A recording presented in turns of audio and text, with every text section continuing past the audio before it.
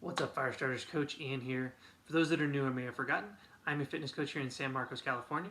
I work with business owners and other busy men and women who want to live a healthier life without becoming consumed by the process of achieving their goals. Now, we do this by showing them how to move their body and build healthier habits that fit into their schedule. Today, I want to talk to you guys about consistency. As for a lot of people, myself included, consistency has been a little off lately. We've had our schedules, our routines, and really our life interrupted, making it more challenging than usual to stay on track and stay consistent. So what I want to do today is give you guys a couple tips and tricks that you can use, whether you're heading back to work soon or not, to stay on track and stay a little more consistent. First thing we need to talk about though is what does consistent really mean? Consistency is not a synonym for perfection. It doesn't mean that you never mess up at anything. It just means that when you do slip up, you remember that you're human, you adapt, and you never give up. You keep trying, you stay persistent. I promise you, missing one workout, messing up and having not so stellar a workout, or having one bad meal here and there is not going to mess up all your hard work. Now, if you're consistently missing workouts, you're not giving it your all when you hit the gym, and you're kind of eating poorly, it definitely will affect your progress, and it will make achieving those goals a lot harder than it really needs to be. So remember, when you're thinking consistency, it's really what you do most of the time, not what you do perfect some of the time. So focus instead on being consistent rather than perfect. So what are some things that you can do to help yourself if you find that you're not being as consistent as you really wanted to be?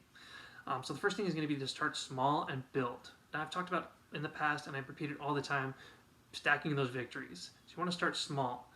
I know we have these great goals, and that's amazing, but completely changing your lifestyle overnight is kind of setting yourself up for failure and going to make the process of achieving your goals a lot harder than it really needs to be. So instead, I would suggest take smaller bites out of it. So if we were talking about fitness, if you're kind of missing workouts all the time, you're not being very consistent, focus on maybe getting one extra workout in this week, or maybe going out for a walk one or two more times at lunchtime. Just slowly working your way up, incorporating a little more fitness, a little more exercise as we go. Build that healthy habit, build that foundation, and keep building from there. When it comes to your nutrition, instead of completely revamping the entire way that you eat, your entire nutrition plan, focus on just making slight changes over time. If I can talk today, so it can be things like incorporating a little more vegetables, prioritizing quality proteins a little bit more, removing a little bit of processed food, even getting water is going to help with your nutrition. Just focus on those little changes. Again, stacking those small victories until you can build a solid habit and you can find yourself being a little more consistent over time. Number 2 is going to be setting out your workout clothes and your lunch the night before. Now, this just comes down to time management and productivity. It's one less thing you're going to have to worry about first thing in the morning.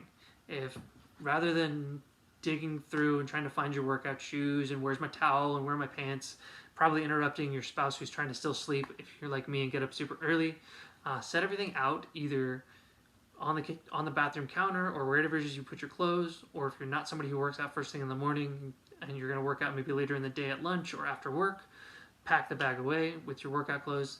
Really, the idea is just to have the stuff ready for you, so it's one less thing you have to worry about, and it's going to make it more likely you're going to be able to stick with the plan.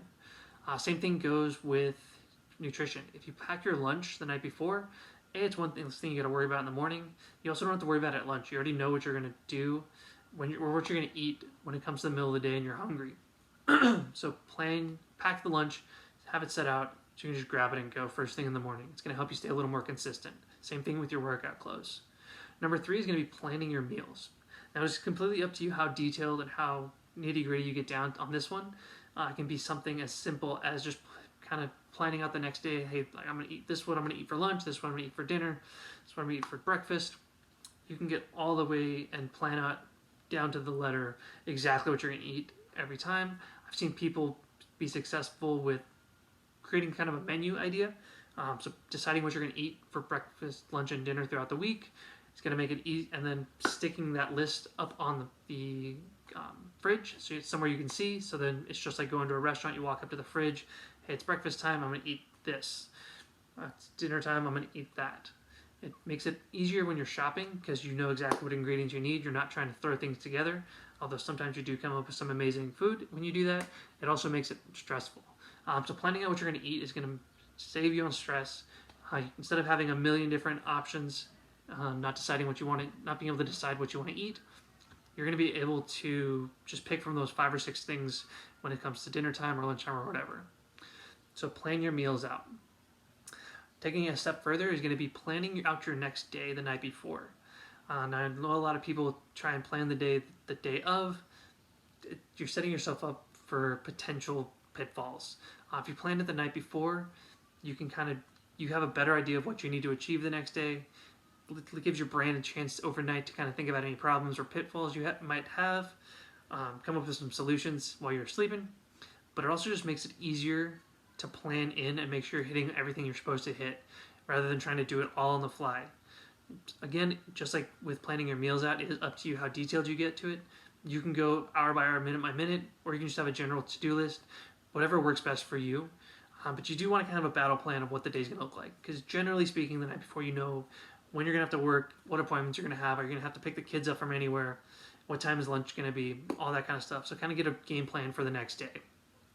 The one thing you do definitely want to plan in and be a little more strategic and a little more rigid with is planning and scheduling your workout.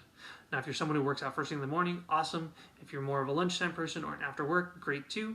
It's really up to you when you put your workout in, but I would definitely recommend scheduling it in, putting it on the calendar like any other appointment. Instead of being kind of abstract and like, oh, I need to get a workout in today, you know exactly when it's going to happen. So plan in that workout, schedule it, don't miss your boss, don't do that, don't miss. And the last thing is going to be looking for potential disruptors. So things like meetings, appointments, stuff like that, and come up with a game plan of how you're going to work around them. Disruptors can also be like if the train was late, if you take the train and commute, or if you had engine trouble. Those are a little harder to look for, but you still want to have a battle plan for what happens if those things happen. More of this is going to be about the appointments and the meetings. How are you going to work around it? Do you have to go to lunch, like a work lunch? If so, what are you going to eat?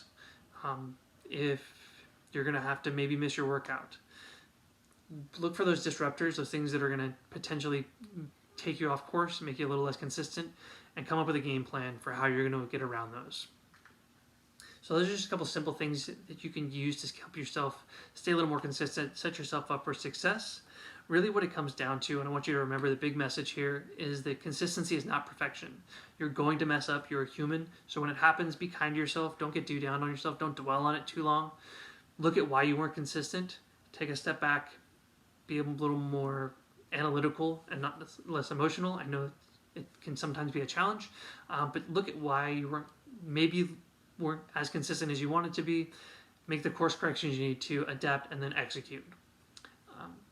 Again, really comes down to consistency as a whole is just what you're going to do most of the time is going to be much better than what you do perfect some of the time. So focus again on being consistent, not perfect. I want to thank you guys so much for taking the time to watch this video. If you found it helpful at all, please give the video a like. If you're not subscribed yet, please hit the subscribe button. And if you found it helpful at all, please share it with somebody else who you think it can help as well. Now, if you have any comments, questions, or suggestions for future topics you'd like me to cover in a video, please go ahead and drop them in the comments below. And if you or someone you know is looking for a coach, whether it's here in San Marcos or online, please go ahead and hit the link in the description below, and we can set up a time to talk and answer your questions to get you set up for success. Again, thank you guys so much, and be awesome today.